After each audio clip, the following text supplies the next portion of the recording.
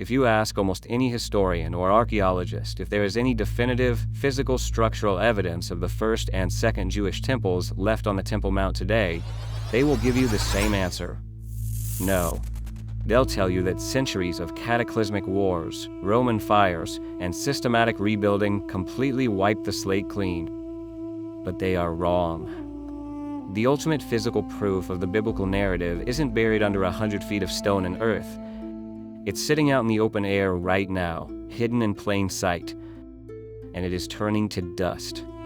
As we speak, a literal 3,000-year-old architectural archive spanning from King Solomon to the Byzantine Empire is undergoing rapid, irreversible chemical destruction. Driven by geopolitical gridlock and brutal environmental exposure, the clock is actively running out on the only organic material witnesses to Mount Moriah's ancient history.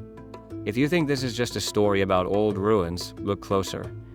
This is a forensic investigation into a structural survival mystery that survived the Babylonians, the Romans, and multiple catastrophic earthquakes, only to face its final, fatal crisis right now.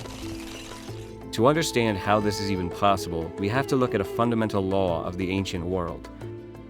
A law that mainstream history often glosses over.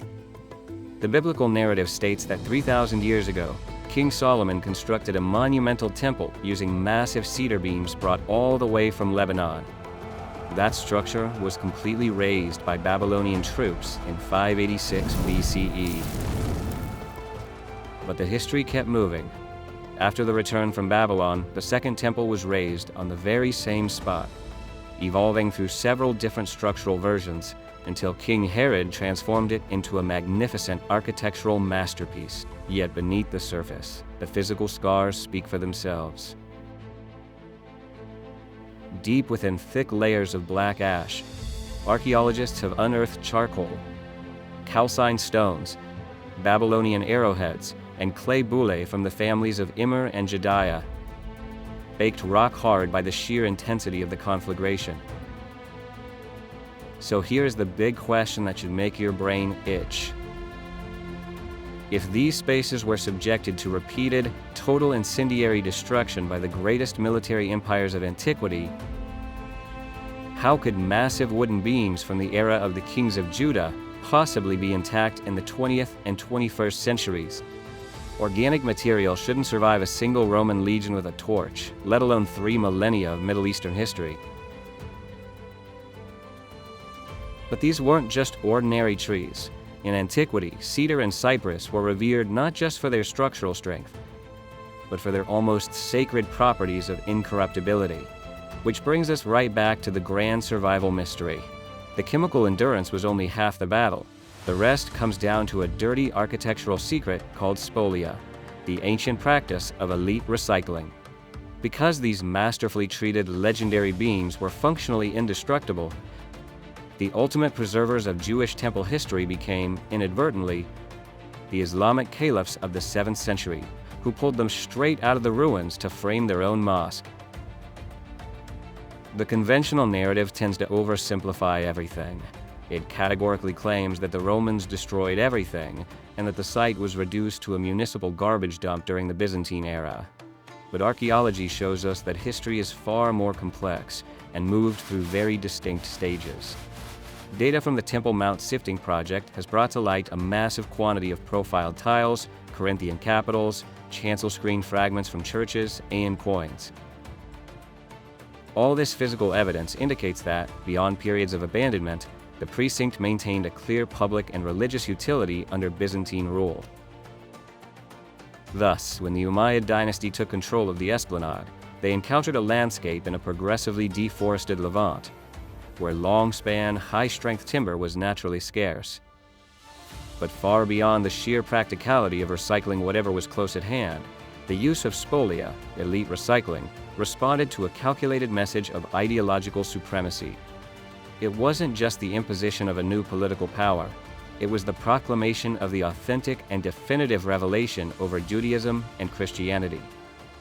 By systematically dismantling and repurposing monumental marble blocks, column shafts, and the architectural grandeur of basilicas and key regional centers like Caesarea, Jericho, and Bethlehem, Muslim builders fused the splendor of previous religions into their own temples to demonstrate their supersedence. They pragmatically reclaimed the Herodian and Byzantine timbers that still lay among the ruins of the esplanade itself to integrate them directly into the structure of Al-Aqsa, leaving a clear message carved right into the building's skeleton. Look at this artistic reconstruction of what researchers designate as Beam 13, a monumental timber extracted during the 20th century restorations of the Al-Aqsa Mosque. For centuries, the real artifact sat completely hidden beneath layers of medieval plaster and paint. But when investigators finally stripped that coating away and examined its underside, they uncovered a shocking forensic footprint. Deep, sharp impressions pressed into the wood from where it once rested across column capitals. When archaeologists measured the distance between those impressions, it came out to exactly, down to the millimeter, 10.8 feet. Why does that number matter? Because 10.8 feet is the exact internal architectural spacing of the columns of Herod's royal Stoa, the colossal Roman basilica that dominated the southern flank of the Temple Mount before the Romans torched it. The twist? Beam 13 didn't burn. It was salvaged directly from the ruins of Herod's temple complex by 8th century Muslim builders to keep the roof of the Al-Aqsa Mosque from collapsing. But it gets deeper. When the Weizmann Institute of Science performed radiocarbon dating on the sawn ends of these recycled beams, they didn't just find Herodian wood. They found cypress and oak timbers dating back over 2,800 years. Now, in radiocarbon labs, scientists measure age using a standard called years before present, which uses 1950 as its baseline. But let's strip away the academic jargon and translate that into a calendar date you actually care about. That pushes the timeline back to 1064 BCE. We are talking about the foundational framework of the Kingdom of Judah, the actual era of King David and King Solomon. The wood survived because it was sealed, plastered, and reused over and over again to stabilize a building standing on unstable, artificial Herodian earthfill. So we've uncovered an absolute triumph of historical forensics. We have tangible, physical wood from the First and Second Temple periods preserved inside the roof of the Al-Aqsa Mosque, which would have been perfect, except for what happened when global politics, earthquakes, and biology collided. Following devastating earthquakes in 1927 and 1937, the Al-Aqsa Mosque required massive structural restorations. This quickly turned into a bizarre stage for geopolitical propaganda. While the Egyptian government funded the dismantling of the roof, the Italian dictator Benito Mussolini stepped in. He shipped colossal white Carrara marble columns to Jerusalem to court the Grand Mufti, Haj Amin al-Husseini, a notorious philo-Nazi and collaborator, weaponizing the architecture of the holy site to build a strategic alliance against the British mandate. To make room for Mussolini's massive imported marble supports, the ancient aisles were torn down, and a huge portion of this priceless timber archive was permanently evicted. By the 1960s, the Waqf sold a massive lot of these ancient beams as scrap wood to an Armenian dealer named Musa Bazian. While some pieces were rescued by alert locals and stored securely indoors in places like Ofra, the most critical diagnostic artifacts, including the monumental Herodian Beam 13, were left behind on the Temple Mount.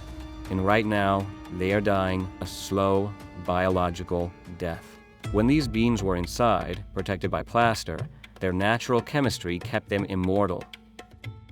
Cypress heartwood contains tropanoles, natural fungicides that block rot.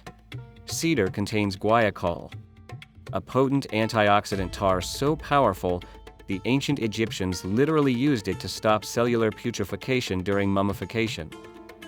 But sitting outdoors near the Golden Gate, exposed to intense Jerusalem sun and winter rains, those defenses are failing.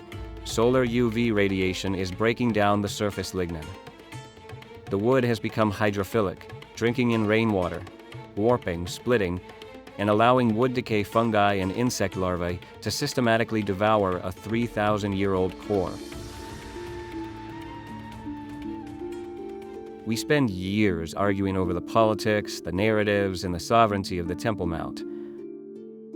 But while the world is busy fighting over who owns the past, the literal physical substance of that past is rotting into sawdust under a plastic tarp.